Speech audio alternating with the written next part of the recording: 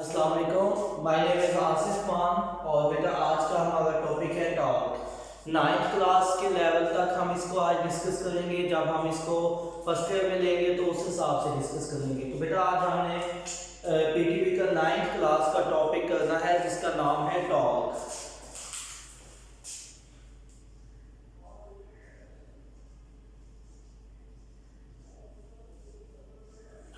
बेटा what is talk? Talk क्या होता है? बेटा जब हम किसी भी दरवाजे को ओपन करते हैं या क्लोज करते हैं, फॉर एग्जांपल बेटा ये हमारे पास कोई और ये डोर है, इसको आप कंसीडर कर लेंगे ये डोर है। जब आप इसको ओपन करते हैं या क्लोज करते हैं तो आप क्या करते हैं बेटा, इसको या तो आप इसको पुल करते हैं अपनी तरफ या इसको पुश करते हैं। तो बेटा जब आप इसको पुल करते हैं या इसको पुश करते हैं तो क्या होता है कि डोर क्या करता है, टर्न करता है अबाउट इट्स एक्सिस। बेटा ये इसके एक्सिस हैं जिसके गिर्द ये टर्न कर रहे हैं, ठीक है। तो ये डोर टर्न करता है अबाउट इट्स एक्सिस। बेटा आप इसको एक्सिस भी कह सकते हैं जिस पॉइंट के गिर्द ये रोटेट कर रहा है डोर, ठीक है। आप इसको इसके एक्सिस भी कह सकते हैं या आप इसको हिंज कह सकते हैं। हिंज का मतलब होता है कि जो कब्जा लगा होता है, जैसे इसमें इस केस में ये वाला कब्जा है, ठीक है। तो मैंने क्या बताया, व्हेन वी ओपन और close the door by pulling और पुशिंग इट। हम कैसे दरवाजे को ओपन या क्लोज करते हैं? व्हेन वी ओपन, सबसे पहले बेटा हम इसका क्या करेंगे, इंट्रोडक्शन। सबसे पहले हमने इस टॉपिक का इंट्रोडक्शन करना है। जो इंट्रोडक्शन मैंने अभी डिस्कस किया है इसी को हम वर्डिंग में कर लेंगे, इंट्रोडक्शन। तो बेटा इंट्रोडक्शन में मैंने क्या बताया कि when we pull or push the door to open or close it, when we open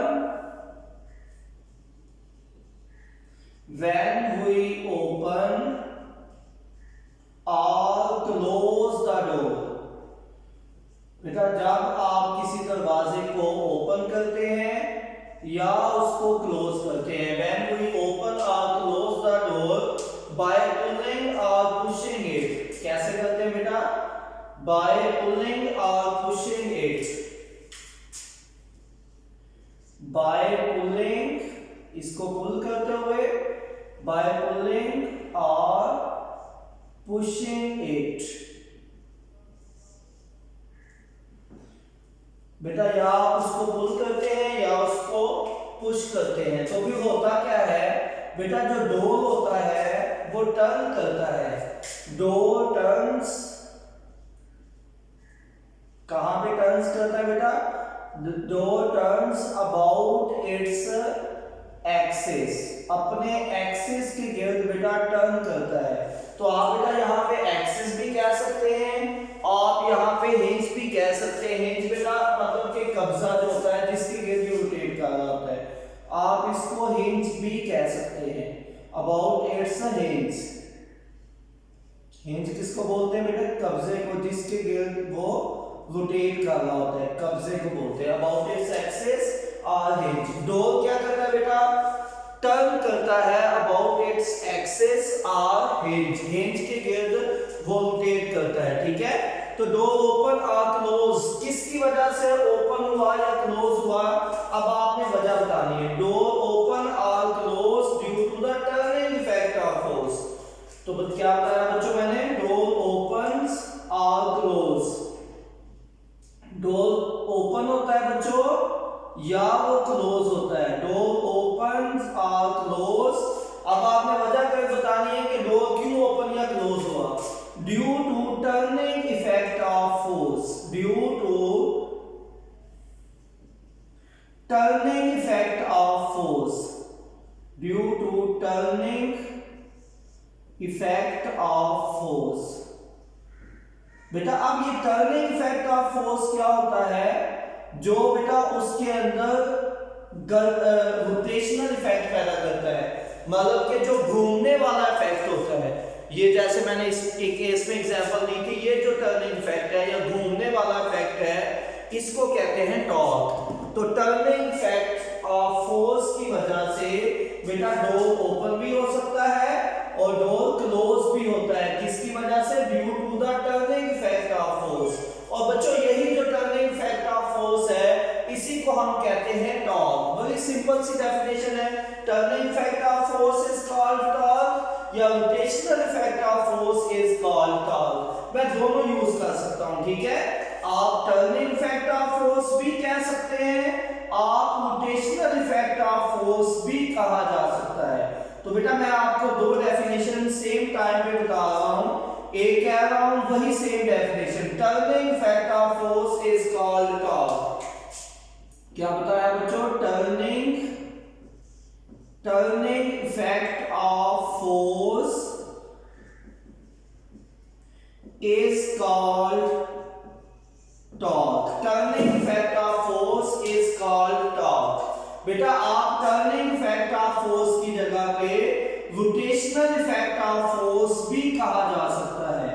rotational effect of force, rotational effect of force is called torque। बेटा turning effect of force is called torque भी कहा जा सकता है या rotational effect of force is called torque. तो बेटा ये दो डेफिनेशंस मैंने आपको बता दी हैं। एक थर्ड डेफिनेशन है जो हम आगे जाके डिस्कस करेंगे, क्योंकि उसके लिए आपको मोमेंट आर्म और अप्लाइड फोर्स को अंडरस्टैंड करना है। तो यहां तक ये दो डेफिनेशन बड़ी आसान सी हैं, turning effect of force is called torque या rotational effect of force is called torque. बेटा आप ये डेली लाइफ में टॉर्क की डिफरेंट एग्जांपल्स आपने डिस्कस करनी है। अब डेली लाइफ में बेटा हम कहां पे टॉर्क को देखते हैं या ऑब्जर्व करते हैं? तीन एग्जांपल्स आप एटलीस्ट 3 एग्जांपल दे दें। मैं कोशिश करूंगा कि हम एग्जांपल्स भी बुक वाली ही कंसीडर करें। आप 3 एग्जांपल्स बेटा आपने जो सेम बुक वाली एग्जांपल्स लिख देनी है। कौन सी 3 एग्जांपल है बेटा? आप पहले कह दें कि turning of pencil in the sharpener. जैसे बेटा ये फॉर एग्जांपल ये शार्पनर है, इसके अंदर ये पेंसिल टर्न कर रही है, तो ये turning of pencil in the sharpener. दूसरी एग्जांपल क्या है बच्चों? Turning stop of water tap. जो वाटर टैप होता है ना, जो पानी वाली टूटी होती है, उसके ऊपर ये जो समझ रहे ये जो ढक्कन है उसको आप या ओपन करते हैं या क्लोज करते हैं, तो वो भी टॉर्क की एग्जांपल है। और तीसरी एग्जांपल है बेटा जो आप डोर को ओपन या क्लोज करते हैं। तो ये तीनों एग्जांपल अभी हम लिख लेते हैं। Turning pencil in the sharpener, सबसे पहला मैंने डिस्कस किया टर्निंग पेंसिल। कहां पे पेंसिल टर्न करती है बेटा? इन द शार्पनर।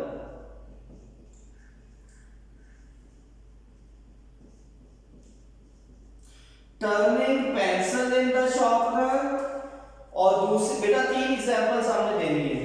पहला हो गया turning pencil in the sharpener, दूसरा turning stop cock of water tap. Turning stop cock of water tap. जो बेटा पानी वाली टूटी को आप टर्न करते हैं पानी खोलने के लिए या बंद करने के लिए। और बच्चों तीसरी एग्जांपल मैंने क्या बताई? Turning door knob. Turning door knob. And similarly बहुत सी एग्जांपल्स हैं बेटा। आप ये भी कह सकते हैं turning cap off a pencil. इस तरह बेटा डेली लाइफ में open turning door to open और क्लोज इट, इस तरह की डिफरेंट एग्जांपल्स हैं। तो बच्चे अभी तक हमने सिर्फ डेफिनेशन की है और 3 example. Turning effect of force is called या rotational effect of force is called torque. बच्चे अब हम इसका टॉर्क का सेकंड नेम लिखेंगे कि सेकंड नेम ऑफ टॉर्क क्या होता है। बेटा इसको जो टर्निंग इफेक्ट ऑफ फोर्स है इसको हम टॉर्क भी कहते हैं और इसको बच्चों हम मोमेंट ऑफ फोर्स भी कहते हैं। इसका सेकंड नेम क्या है बच्चों? Moment of force. तो बच्चों जब मैंने टॉर्क ना कहना हुआ मैं क्या कह सकता हूं? मैं मोमेंट ऑफ फोर्स भी कह सकता हूं इसको, मोमेंट ऑफ फोर्स। बेटा ये इसका सेकंड नेम है, मोमेंट ऑफ फोर्स। ओके बेटा टॉर्क को हम किस चीज से डिनोट करते हैं?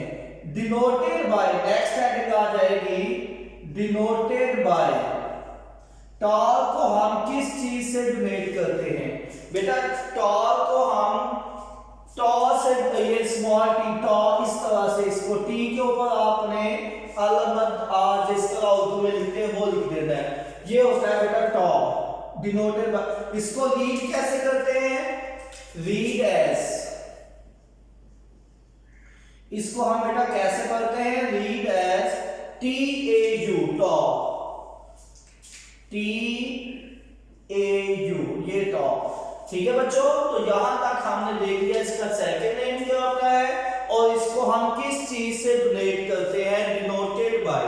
सही है बच्चों, तो यहां तक हमें पता चल गया टॉर्क का डेफिनेशन क्या है, उसका सेकंड नेम क्या है और उसको डिनोट कैसे करते हैं। ठीक है बच्चों, अब हमने क्या करना है इसके बाद कि टॉर्क की कंडीशन क्या है, वो कौन सी कंडीशन है जिसके बगैर आप टॉर्क को प्रोड्यूस नहीं करवा सकते? बेटा टॉर्क की एक कंडीशन होती है, वो क्या कंडीशन है कि जिस बॉडी के ऊपर आपने टॉर्क प्रोड्यूस करना है बॉडी मस्ट बी रिजिड। ठीक है, body must be rigid, body must be rigid. तो बेटा टॉर्क के लिए कंडीशन होती है कि बॉडी रिजिड होनी चाहिए। और रिजिड बॉडी क्या होती है, अब हम उसको डिफाइन करेंगे, what is rigid body. Next heading आ जाएगी रिजिड बॉडी क्या होती है। तो बच्चों अगर तो आपने बिल्कुल सिंपलेस्ट डेफिनेशन लिख दी है रिजिड बॉडी की, तो आप कह सकते हैं कि solid body is called rigid body. कोई भी बेटा जो सॉलिड बॉडी है उसको आप रिजिड बॉडी कह सकते हैं।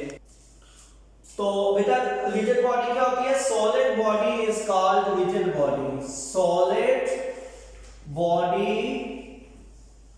Is called rigid body. और बेटा जो आपकी 9th क्लास में डेफिनेशन लिखी है कि if the distance between any pair of particle does not change, क्या करने से? By applying the force, force लगाने से अगर पार्टिकल्स के दरमियान डिस्टेंस चेंज ना हो तो हम उसको रिजिड बॉडी कहते हैं। तो बच्चा क्वेश्चन आता है क्या है रिजिड बॉडी? ये तो वर्डिंग होगी बेटा, ये देखिए ये है ना, ये इस वक्त सॉलिड बॉडी है, इसके ऊपर मैं फोर्स लगाऊंगा तो बॉडी की शेप चेंज नहीं होती, मतलब कि किसी भी दो पार्टिकल्स के दरमियान डिस्टेंस चेंज नहीं होता। इट मींस कि ये रिजिड बॉडी है। इसकी जगह अगर मेरे हाथ में बेटा कोई रबर हो या कोई बलून वगैरह हो, उस क्योंकि वो रिजिड बॉडी नहीं है, वो आप फोर्स लगाओगे तो उनके पार्टिकल्स के दरमियान डिस्टेंस चेंज हो जाता है। ऐसे समझ लें कि जो गैर लचकदार बॉडी होती है, क्योंकि रबर में लचक होती है, कोई भी ठोस बॉडी हो वो हमेशा गैर लचकदार होती है। ठीक है, उसमें लचक नहीं होनी चाहिए।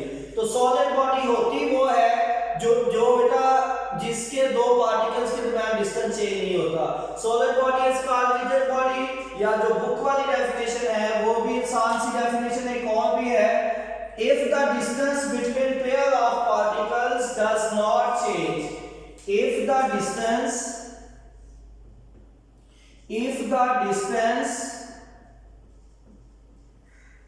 between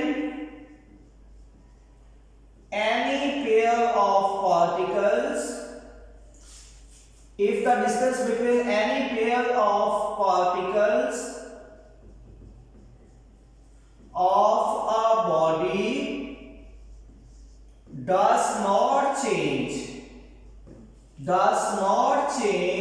क्या करने से? by applying force, अगर फोर्स लगाने से बॉडी के पेयर ऑफ पार्टिकल्स के दरमियान डिस्टेंस चेंज ना हो, मतलब कि डज नॉट चेंज, क्या करने से? By applying force, force apply करने से अगर पेयर ऑफ पार्टिकल्स के दरमियान डिस्टेंस चेंज ना हो तो that body is called rigid body. तो टॉर्क पैदा करने के लिए बेटा आपके पास एक रिजिड बॉडी होनी चाहिए। ठीक है, इन अदर वर्ड्स, दूसरे लफ्जों में बेटा हम क्या कह सकते हैं, कौन सी बॉडी रिजिड होती है? which is not deformed by applying any force, जो कभी भी डिफॉर्म ना होए फोर्स लगाने से, which is not, in other words, which is not deformed by applying force, ऐसे भी कह सकते हैं। तो बेटा तो क्या सीखा हमने कि body must be rigid, body rigid होगी तो टॉर्क प्रोड्यूस होगा। तो यहां तक बेटा हमें पता चल गया कि रिजिड बॉडी होनी चाहिए आपके पास, ठीक है। तो बेटा इसके बाद हमने क्या करना है, इसके बाद आपने इसकी इंपॉर्टेंस देखनी है कि किसी बॉडी के ऊपर फोर्स किस पॉइंट के ऊपर लगानी चाहिए। फॉर एग्जांपल अगर आपने डोर को ओपन करना है तो क्या आप आउटर एज पे फोर्स लगाएंगे या दरमियान में फोर्स लगा लें तो हमारा काम चल सकता है, या बिल्कुल हिंज के ऊपर जो कब्जे होते हैं या एक्सिस ऑफ रोटेशन है वहां पे फोर्स लगानी चाहिए। कहां पे फोर्स लगानी चाहिए बेटा, importance of location of applied force. देखो मैं यहाँ पे फोर्स लगाता हूँ फिर भी रोटेशन पैदा होती है, अगर मैं इसके सेंटर पे यहाँ पे फोर्स लगाता हूँ फिर भी रोटेशन पैदा हो, लेकिन अब मुझे मुश्किल हो रही है। अगर मैं यहाँ बिल्कुल हिंज या कब्जे के ऊपर लगाता हूँ रोटेशन फिर भी पैदा हो जाएगी, लेकिन क्या सबसे बेस्ट पॉइंट कौन सा है, हमें आउटर एज पे फोर्स लगानी चाहिए, मिडिल पॉइंट के ऊपर लगानी चाहिए या नियर द हैंड्स लगानी चाहिए। This is importance of location at where we apply the force. तो नेक्स्ट हेडिंग है बेटा इंपॉर्टेंस ऑफ लोकेशन, कि आपने कहां पे अप्लाइड फोर्स लगानी है। Importance of location of applied force, importance of location of applied force, importance of location of applied force. बेटा दिस इज वेरी इंपॉर्टेंट कि आपने फोर्स किस पॉइंट के ऊपर लगानी है। Importance of location of applied force. तो बच्चे देखो हमेशा आउटर एज पे फोर्स लगाएं अगर आपने डोर को इजीली ओपन या क्लोज करना है, हमेशा आउटर एज पे लगाएं।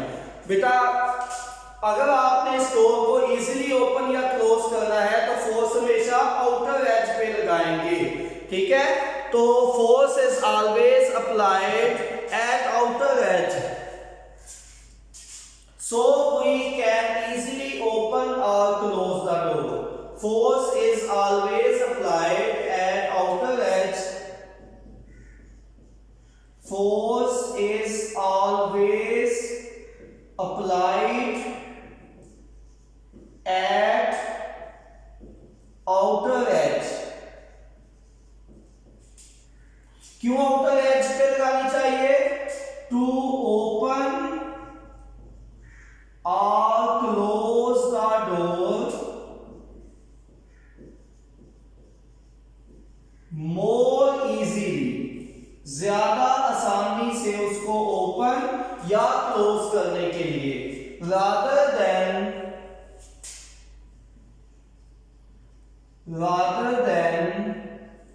near the edge, near hinge भी कह सकते हैं या एक्सिस ऑफ रोटेशन भी कह सकते हैं, एक्सिस ऑफ रोटेशन। तो बच्चे हमें यहां पे नहीं लगानी चाहिए नियर द हैंड्स या एक्सिस ऑफ रोटेशन। क्यों? क्योंकि बेटा डोर को उतना ही मुश्किल हो जाएगा ओपन या क्लोज करना। बच्चे आप वैसे भी डेली लाइफ में ऑब्जर्व करते हैं, हमेशा आप जब रूम के अंदर जाते हैं तो हैंडल हमेशा कहां पे होता है? आउटर एज के ऊपर है। तो हैंडल हमेशा आउटर एज पे इसलिए लगाया जाता है ताकि मोमेंट ऑफ फोर्स या टॉर्क ज्यादा आसानी से पैदा हो और डोर इजीली ओपन हो जाए। बेटा सम टाइम वो यही पे क्वेश्चन अप्लाई कर सकता है, वो पूछेगा why we apply the force at edge of the door. आप एज के ऊपर फोर्स क्यों लगाते हैं? क्यों लगाते हैं? टू इजीली ओपन और क्लोज द डोर। तो यहां तक मैंने बेटा आपको बता दिया कि आपको फोर्स कहां पे लगानी चाहिए। ओके बेटा इसकी सेकंड एग्जांपल है, ये तो मैंने फोर्स के बारे में बताया। आप जो मैकेनिक है, एक आप सबको बताना चाहिए मैकेनिक एक स्पैनर यूज करता है किसी भी नट को या बोल्ट को ओपन या क्लोज करने के लिए, लूज या टाइट करने के लिए। अब क्वेश्चन ये पैदा होता है कि स्पैनर बड़ा होगा तो वो ज्यादा मूवमेंट या स्पैनर अगर छोटा होगा तो वो ज्यादा मोमेंट ऑफ फोर्स पैदा करेगा। तो मैकेनिक यूजेस स्पैनर, ये सेकंड एग्जांपल है बेटा, मैकेनिक यूजेस स्पैनर। तो अब स्पैनर का क्या फंक्शन है वो अभी हम देख लेते हैं। Mechanics uses spanner, mechanics uses spanner. किस लिए स्पैनर यूज करते हैं बच्चों? टू लूज और टाइट द नट और बोल्ट। नट को बेटा लूज करने के लिए या टाइट करने के लिए वो क्या यूज करते हैं बच्चों? स्पैनर यूज करते हैं। अब हमने ये देखना है कि स्पैनर अगर छोटा होगा तो क्या होगा, अगर स्पैनर बड़ा होगा तो क्या होगा। तो बच्चों आप सबको समझ होनी चाहिए, ये फॉर एग्जांपल आपके पास कोई नट है, ठीक है, आपने इसको ओपन करना है। तो बच्चों आप दो तरह के स्पैनर इसमें यूज कर सकते हैं, जैसे ये मैं अभी बना रहा हूं यहाँ पे, आपको अभी पता चल जाएगा कि स्पैनर का फंक्शन क्या होता है और क्या स्पैनर आप कौन सा स्पैनर हमें सूट करता है, जो बच्चों शॉर्ट होता है या जो लॉन्ग होता है, कौन सा स्पैनर ज्यादा इफेक्टिव होता है, अभी हम देख लेंगे। ये हमारे पास एक स्पैनर है बच्चों, किस लिए है? ओपन और टाइट द नट, ठीक है। एक हमारे पास और स्पैनर है, ये सेकंड वाला। इसमें क्या होगा बच्चों, ये हम थोड़ा सा साइज में पहले वाले स्पैनर से छोटा बनाएंगे ताकि हम इनका डिफरेंस क्लियर कर सकें कि कौन ज्यादा मोमेंट ऑफ फोर्स पैदा करता है। तो बच्चों मैं पहले बता देता हूं, ऊपर वाला जो है वो ज्यादा मोमेंट ऑफ फोर्स प्रोड्यूस करता है बजाय नीचे वाले के। क्यों ज्यादा करता है? क्योंकि बेटा ऊपर वाले का moment of force moment arm ज्यादा होता है, जबकि नीचे वाले का जो मोमेंट आर्म है वो कम होता है। तो जिसका मोमेंट आर्म जितना ज्यादा होगा वो ज्यादा रोटेशन या टॉर्क प्रोड्यूस करता है। अब मोमेंट आर्म क्या होता है वो आगे जाके हम डिफाइन करेंगे। बच्चों एक बात याद रखें कि ये दोनों पॉइंट्स आपको टॉर्क की डिपेंडेंस से दोबारा बड़े अच्छे तरीके से समझ आएंगे। तो बच्चों जो जितना बड़ा स्पैनर यूज करता है उतना इजीली मूवमेंट ऑफ फोर्स या टॉर्क पैदा होगा। तो बच्चों मैंने क्या बताया कि मैकेनिक स्पैनर यूज करते हैं। बड़ा स्पैनर होगा तो नॉट इजीली ओपन या टाइट होगा, और अगर छोटा होगा तो मुश्किल से ये टॉर्क ओपन या क्लोज होता है, ठीक है।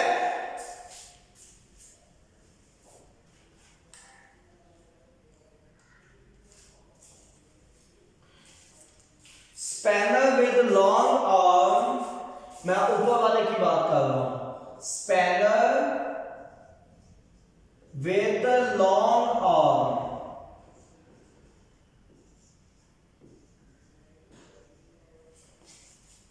easy to do it, easy to do it, do it लिख लें, easy to open the nut लिख लें, easy to open the nut। किसके मुकाबले में? as compared to spanner of short arm. जो छोटा स्पैनर है उसके मुकाबले में बच्चे बड़े स्पैनर से आप इजीली नट को ओपन या क्लोज कर सकते हैं। बच्चों आपने ऑब्जर्व किया होगा जो बड़े ट्रक होते हैं, हैवी ट्रक होते हैं या जो बसेस होती है, उनको एक आम नट से उसका टायर नहीं खोला जा सकता। आप उसके आगे पहले रॉड लगाते हैं। रॉड लगाते क्यों है? समझो स्पैनर को बड़ा करने के लिए। स्पैनर जितना ज्यादा लॉन्ग होगा वो ज्यादा ही टॉर्क प्रोड्यूस करेगा, वो उतनी आसानी से उसको ओपन कर सकता है। तो ये बेटा मैंने इंपॉर्टेंस बता दी, importance of location of applied force, कि आपने अप्लाइड फोर्स कहां पे लगानी है। ओके बच्चों, तो इसके बाद कुछ डेफिनेशंस हैं जो अंडरस्टैंड करनी बहुत इंपॉर्टेंट है। फॉर एग्जांपल बच्चों, फॉर एग्जांपल ये कोई रिजिड बॉडी है मेरे पास, फॉर एग्जांपल ये मेरे पास एक रिजिड बॉडी है, ठीक है। अब फर्ज करें कि तो बेटा ये जो पॉइंट है जिसके गिर्द इसने घूमना है इसको हिंज भी बोलते हैं और इसको बच्चों एक्सिस ऑफ रोटेशन भी बोलते हैं। क्या बताया मैंने इसको? ये बेटा एक्सिस ऑफ रोटेशन भी है, जिसके गिर्द एक्सिस ऑफ रोटेशन होता क्या है? वो पॉइंट जिसके गिर्द बॉडी रोटेट करती है। आप इसको हिंज मतलब इसका कब्जा भी बोलते हैं, हिंज कब्जे को बोलते हैं, जिसकी वजह से डोर भी आप देखते हैं डेली लाइफ में ओपन या क्लोज करने के लिए। तो बेटा ये है इसका एक्सिस ऑफ रोटेशन, जिसके गिर्द इस रिजिड बॉडी ने रोटेट करना है। तो बेटा ये इसका है एक्सिस ऑफ रोटेशन। और फोर्स बेटा मैंने अभी आपको बताया कि हमेशा आउटर एज पे लगानी चाहिए। तो फोर्स बेटा हम कहां पे लगाएंगे? इस पॉइंट के ऊपर। तो ये आपका आउटर एज है। तो बेटा इस लाइन को फिर क्या बोलेंगे? जिस लाइन के ऊपर आप ऊपर को फोर्स लगाते हैं या नीचे को फोर्स लगाते हैं, इसका लाइन का नाम क्या है? Line of action of force. बच्चों इसको बोलते हैं line of action of force. ये है बच्चों line of action of force.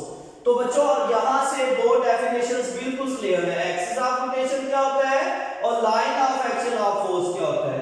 तो बच्चे पहले मैं एक्सिस ऑफ रोटेशन निकाल लेता हूं। एक्सिस ऑफ रोटेशन कौन से पॉइंट होता है?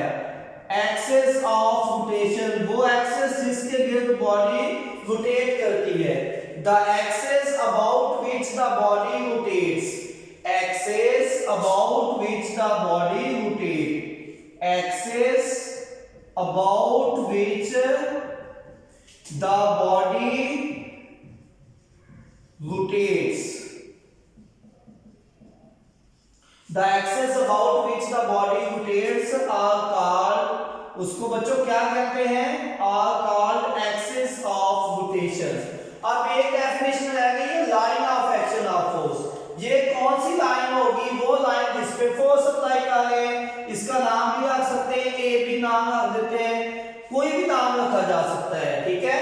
तो इसका line of action of force ये क्या होती है? Line of action of force.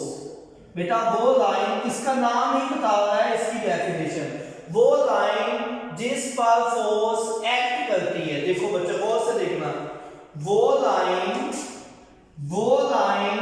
जिसके ऊपर फोर्स एक्ट करती है उसको line of action of force करते हैं। The line along which the force act are called line of action of force. Line along which force act are called line of action of force. तो बच्चों अगर किसी बच्चे को नहीं नजर आ रहा तो वो सुन ले कि line along which the force act, ये लाइन जिस पर फोर्स एक्ट करती है, line along which the force act is called line of action of force. बच्चों ये जो इन दोनों के दरमियान परपेंडिकुलर डिस्टेंस है, देखिए ये भी 90 डिग्री, इधर से देखिए तो ये भी 90 डिग्री। ये जो परपेंडिकुलर डिस्टेंस है किस किस के दरमियान? ये जो डिस्टेंस है बेटा जिसको आप n भी कह सकते हैं, किस किस के दरमियान? Line of action of force और एक्सिस ऑफ रोटेशन के दरमियान। बेटा ये जो डिस्टेंस है परपेंडिकुलर डिस्टेंस किस किस के दरमियान? Line of action of force और line of action of force और एक्सिस ऑफ रोटेशन, इसको कहते हैं मोमेंट आर्म। तो बच्चों ये मैंने आपको बता दिया एक्सिस ऑफ रोटेशन क्या होता है, उसके बाद मैंने बताया line of action of force क्या होता है। अब मैं आपको बता रहा हूं मोमेंट आर्म की डेफिनेशन। नेक्स्ट है बेटा मोमेंट आर्म क्या होता है? मोमेंट आर्म, ये तो हर बच्चे को पता चल गया है कि मोमेंट आर्म एक डिस्टेंस है किस किस के दरमियान है? एक्सिस ऑफ रोटेशन और line of action of force के दरमियान। और ये डिस्टेंस है कैसा बच्चों? ये परपेंडिकुलर डिस्टेंस है, देखो 90 डिग्री का एंगल, ठीक है। Perpendicular distance between line of action of force and axis of rotation. Perpendicular distance between line of action of force end moment arm, बेटा ये मैं आपको मोमेंट आर्म की डेफिनेशन बता रहा हूं। क्या बताया? Perpendicular distance between line of action of force and axis of rotation is called moment arm. तो बेटा देखिए गौर से, ये line of action of force है और ये एक्सिस ऑफ रोटेशन है, ये परपेंडिकुलर डिस्टेंस। तो perpendicular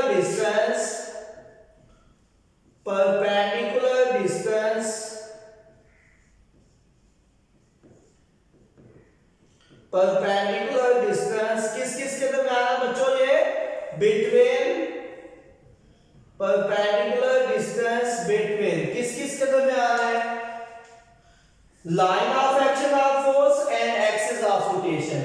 perpendicular distance between line of action of force, देखिए line of action of force, line of action of force and दूसरा क्या है? Axis of rotation, and axis of rotation, and axis of rotation is called, क्या कहेंगे बच्चों उसको? Moment arm. मैं फिर बता देता हूं, perpendicular distance between line of action of force and axis of rotation is called moment arm. इसको डिनोट कैसे करते हैं मोमेंट आर्म को? डिनोटेड बाय बेटा कैपिटल एल लिख दें, डिनोटेड बाय कैपिटल एल।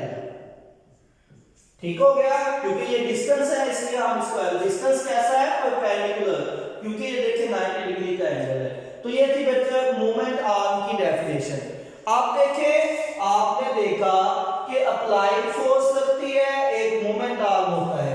अब हम ये देख लेते हैं कि ये टॉर्क कौन से फैक्टर्स के ऊपर डिपेंड करता है। डिपेंडेंस ऑफ टॉर्क, इसका मतलब नेक्स्ट हेडिंग आ जाएगी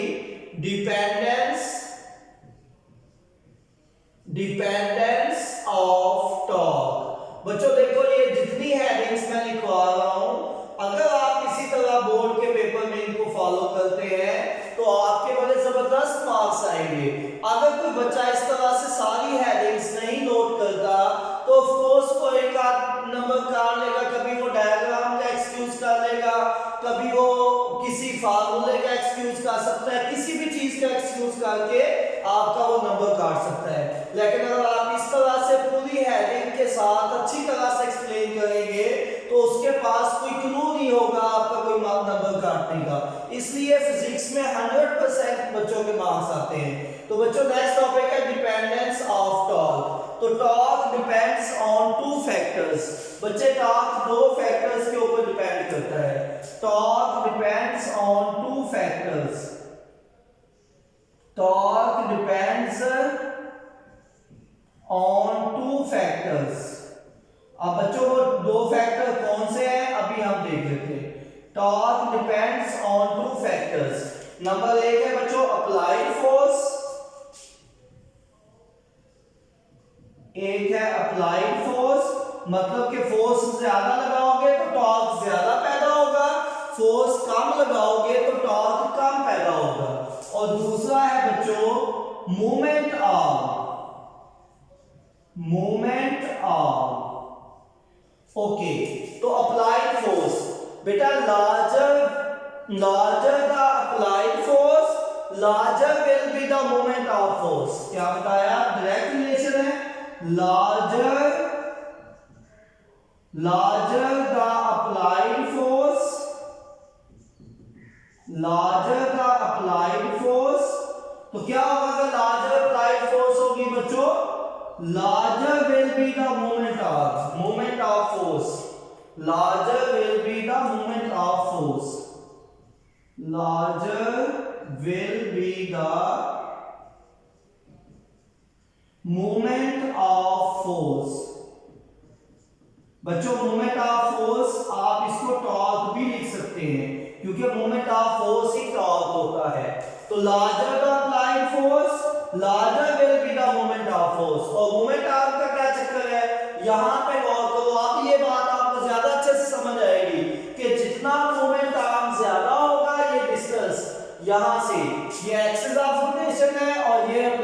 फोर्स है। अगर ये डिस्टेंस ज्यादा होगा तो देखो मैंने यहाँ बताया था कि लार्जेस्ट स्पैनर ज्यादा टॉर्क पैदा करता है, जबकि स्मॉलेस्ट स्पैनर जो है कम टॉर्क पैदा करता है। अब ये सेकंड पॉइंट से ये पॉइंट आपका मजीद क्लियर हो जाएगा। तो क्या बताया बच्चों, ग्रेटर या larger, longer will be the moment arm, longer the moment arm, क्योंकि आपको पता है बच्चों मोमेंट आर्म एक डिस्टेंस होता है, लॉन्गर द मोमेंट आर्म। अच्छा ये कौन सा डिस्टेंस होता है बच्चों, परपेंडिकुलर डिस्टेंस होता है। Longer the moment arm, greater will be the moment of force, greater will be the moment of force, greater will be the moment of force।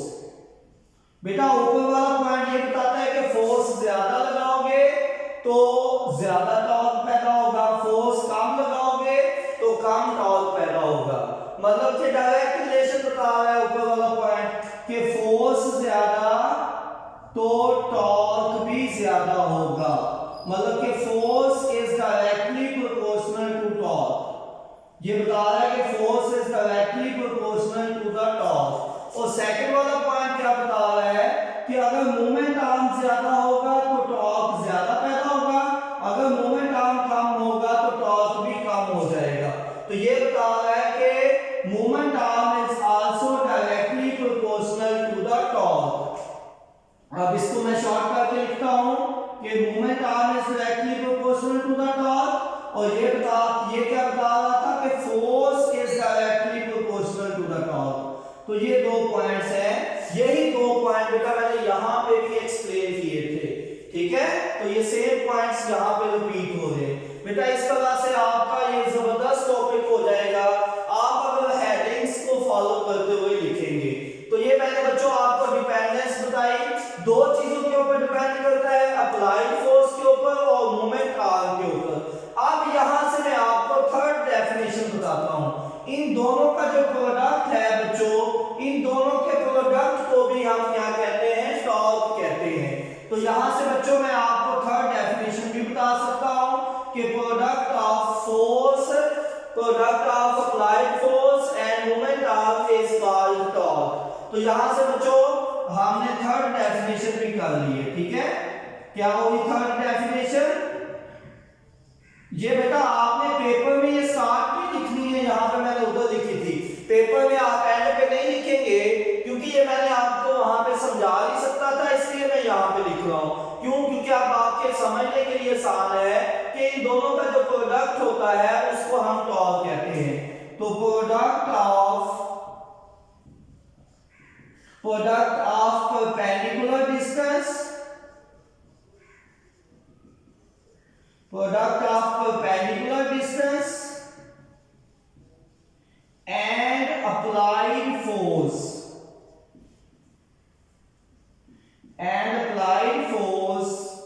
is called torque। तो बेटा ये इसकी third definition मैंने बता दी। अब इसी से हम बेटा फार्मूला भी बना लेते हैं। अब क्या फार्मूला बनेगा बच्चों, देखो जिन चीजों के ऊपर डिपेंड करता है वो दोनों चीजें फार्मूले में लिख लें, फोर्स और मोमेंट आर्म।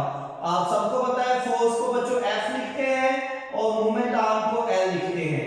तो इट मींस कि टॉर्क इज इक्वल टू क्या बताया, applied force multiply by moment arm, applied force multiply by moment arm. तो बच्चों क्या फार्मूला बन गया अभी टॉर्क का, torque is equal to F cross L। अब यहां से बच्चों फार्मूला लिखा है तो हमें यूनिट भी लिखना चाहिए। शाबाश, बताओ क्या यूनिट बनेगा इसका टॉर्क का, फोर्स का, क्योंकि बच्चों यूनिट होता है न्यूटन और लेंथ का होता है मीटर। तो बच्चों इसका यूनिट बन जाएगा न्यूटन मीटर, ये इसका यूनिट बन जाएगा टॉर्क का न्यूटन मीटर। अगर बच्चों मैं आपसे पूछूं कि इसके बेस यूनिट भी बताओ, ये तो आपने ऐसा यूनिट लिख दिया, एक्चुअली बेस यूनिट भी ऐसा यूनिट होता है। लेकिन अगर पेपर में वो बेस यूनिट पूछ ले तो आपको दोनों बताने चाहिए, ये उसका ऐसा यूनिट है और बेस यूनिट। देखिए बच्चों, बेस यूनिट के लिए हम क्या करते हैं, force F equal to m होता है ना, न्यूटन जो है ये फोर्स का यूनिट है। m के लिए बन गया किलोग्राम और एक्सेलरेशन के ms-2 और 1 मीटर पहले से मौजूद है, तो ये क्या बन जाएगा बच्चे, टोटल किलोग्राम मीटर स्क्वायर पर सेकंड स्क्वायर। तो बच्चों ये सेम जो वर्क के फार्मूला था, जो वर्क के यूनिट है, सेम यूनिट्स बच्चों इसके होते हैं टॉर्क के। जो वर्क के यूनिट है वही टॉर्क के यूनिट बनते हैं, ठीक है। तो वैसे तो न्यूटन मीटर होता है, लेकिन अगर वो बेस यूनिट पूछ ले तो न्यूटन होता है kg/-2 और ये मीटर साथ आएगा, तो किलोग्राम स्क्वायर मीटर पर स्क्वायर सेकंड, ठीक है। तो ये इसके दोनों यूनिट मैंने लिख दिए हैं। बात को आपसे बेस यूनिट पूछ लेता है तो आपको बच्चों पता होना चाहिए कि इसके बेस यूनिट्स कौन से हैं, ठीक है। तो आपको हर चीज का पता होना चाहिए। ओके, फार्मूला भी बता दिया आपने यूनिट भी कर लिया। अब आपने बताना है कि 1 न्यूटन मीटर कब होता है, 1 न्यूटन मीटर। तो बच्चे एक बात याद रखें, आपने प्रीवियस लेक्चर में सीखा था कि जब भी किसी यूनिट को डिफाइन करना है तो यूनिट में मौजूद जितनी भी वैल्यूज हैं सबकी वैल्यूज 1 कर दो, ठीक है। तो बेटा टॉर्क 1 न्यूटन मीटर कब पैदा होता है, शाबाश बताएं, when 1 Newton force act on a body, और कौन सी बॉडी के ऊपर, जिसका मोमेंट आर्म कितना हो, 1 मीटर हो। बच्चों देखो 1 न्यूटन मीटर है ना, तो फोर्स भी 1 न्यूटन कर दो और मोमेंट आर्म भी 1 मीटर कर दो, तो ये डिफाइन हो जाएगा इजीली, ठीक हो गया। तो क्या होता है 1 न्यूटन मीटर बेटा, when a force of 1 Newton act on a body और बॉडी का मोमेंट आर्म कितना हो, 1 मीटर। when लिख ले बेटा आप खुद से, when 1 न्यूटन फोर्स, कितनी फोर्स एक्ट करे, 1 न्यूटन, कौन सी बॉडी के ऊपर एक्ट करे बच्चों, वो बॉडी जिसका मोमेंट आर्म 1 मीटर है। when 1 Newton force act on a body of moment of 1 meter, then the torque will be 1 Newton meter। अब बच्चों एक बात रह गई है, हमेशा आपने बताना है जो भी टॉपिक बने कि क्या वो वेक्टर क्वांटिटी है या स्केलर क्वांटिटी है। तो बच्चों टॉर्क एक वेक्टर क्वांटिटी होती है। This is very interesting information for you, torque is vector quantity है। कौन सी ये क्वांटिटी होती है बच्चों, टॉर्क एक वेक्टर क्वांटिटी है। क्योंकि हमने बच्चों टॉर्क को वेक्टर क्वांटिटी कहा है तो हमें बताना पड़ेगा फिर उसकी डायरेक्शन कौन सी है। तो बच्चों ये एक वेक्टर क्वांटिटी है। अगर ये वाकई वेक्टर क्वांटिटी है तो हमारी ये रिस्पांसिबिलिटी है कि हम इसकी डायरेक्शन भी बताएं। तो बच्चों हम इसकी डायरेक्शन भी बताएंगे कि इसकी डायरेक्शन कौन सी होती है। डायरेक्शन बच्चों टॉर्क की डायरेक्शन होती है along the axis of rotation, along axis of rotation. तो बच्चे यहां पे पूछते हैं सर एक्सिस ऑफ रोटेशन की डायरेक्शन कैसे हो सकती है। बच्चे अगर आपने कभी नोटिस किया हो, आप अगर मैं इस कैप को ओपन करता हूं या क्लोज करता हूं, ये फर्ज कर लें कि ये कैप है, अगर आप इसको क्लोज करेंगे या टाइट करेंगे तो ये along the axis of rotation नीचे की तरफ जाएगी कैप, ये नोटिस करें। ये मैं इसको टाइट कर रहा हूं, ये नीचे की तरफ जाएगी, ठीक है। और अगर मैं इसको बेटा लूज करता हूं या ओपन करता हूं तो देखिए ये ऊपर की तरफ आ रही है along the axis of rotation, ठीक है। तो ये चाहे ये नीचे जाए या ऊपर जाए, ये along the axis of rotation. तो बच्चों टॉर्क की डायरेक्शन कौन सी होती है, along the axis of rotation. अच्छा बच्चे अक्सर पेपर में एमसीक्यूज आ जाता है कि if we double the moment arm, if we double the moment arm and force what will be the torque। बेटा 4 टाइम हो जाएगा, कैसे देखें, टॉर्क का फार्मूला क्या होता है F क्रॉस L। उससे कहा if we double the force,